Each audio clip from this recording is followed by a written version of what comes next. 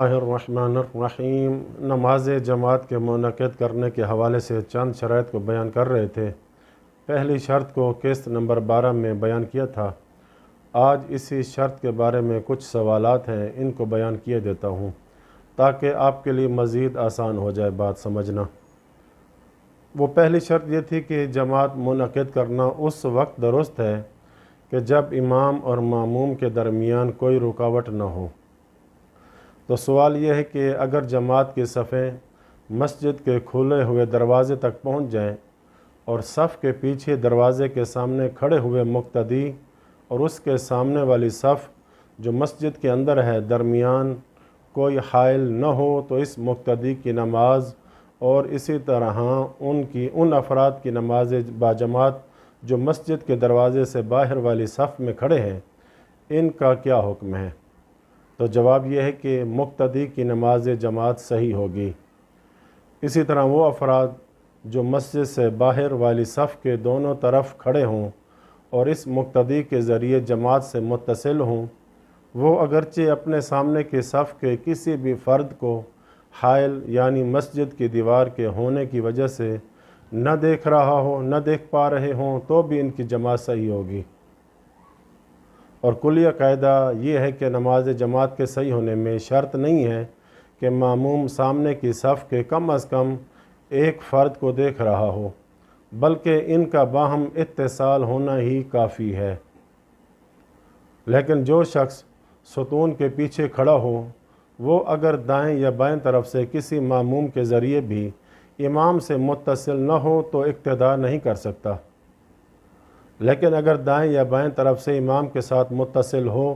تو اقتداء کر سکتا ہے، اگرچہ سامنے والی صف کے کسی بھی ماموم کو نہ دیکھ رہا ہو۔ دوسرا سوال یہ ہے کہ اگر نماز جماعت شروع ہونے کے بعد امام اور ماموم کے درمیان کوئی حائل اور رکاوٹ آ جائے تو ان کی نماز کا حکم کیا ہے؟ جواب میں آیت اللہ سیستانی فرماتے ہیں کہ اگر نماز شروع ہونے کے بعد امام اور ماموم یا ماموم اور اس شخص کے درمیان جس کے ذریعے سے ماموم امام سے متصل ہو کوئی پردہ یا اس جیسی کوئی چیز حائل ہو جائے تو ماموم کی جماعت باطل ہو جائے گی، اور ضروری ہے کہ ماموم فرادہ کے وظیفے پر عمل کرے۔ لیکن عورت اگر مرد کے پیچھے نماز جماعت پڑھ رہی ہو تو اس بارے میں پچھلی ویڈیو میں بیان کر دیا ہے، اس عورت کی نماز جماعت درست ہے۔ لیکن اگر کسی حائل کی وجہ سے نہیں بلکہ پہلی صف کے طولانی ہونے کی وجہ سے وہ افراد جو صف کے دونوں طرف کھڑے ہوں امام کو نہ دیکھ پائیں تو ان کی نماز جماعت درست ہے۔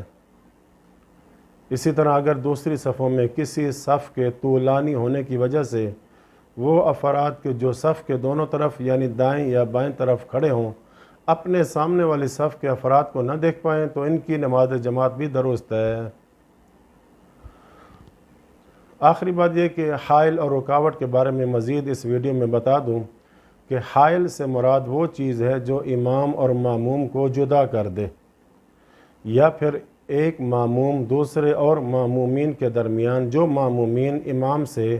اتصال کا سبب ہے دیکھنے سے مانع ہو، جیسے پردہ یا دیوار وغیرہ ہو، یا حائل اور رکاوٹ دیکھنے سے مانع نہ ہو، جیسے صاف شفاف شیشہ یا کھڑکی یا سوراخوں والی دیوار ہو۔ اس طرح کی چیزیں ہوں تو نماز جماعت باطل ہوگی۔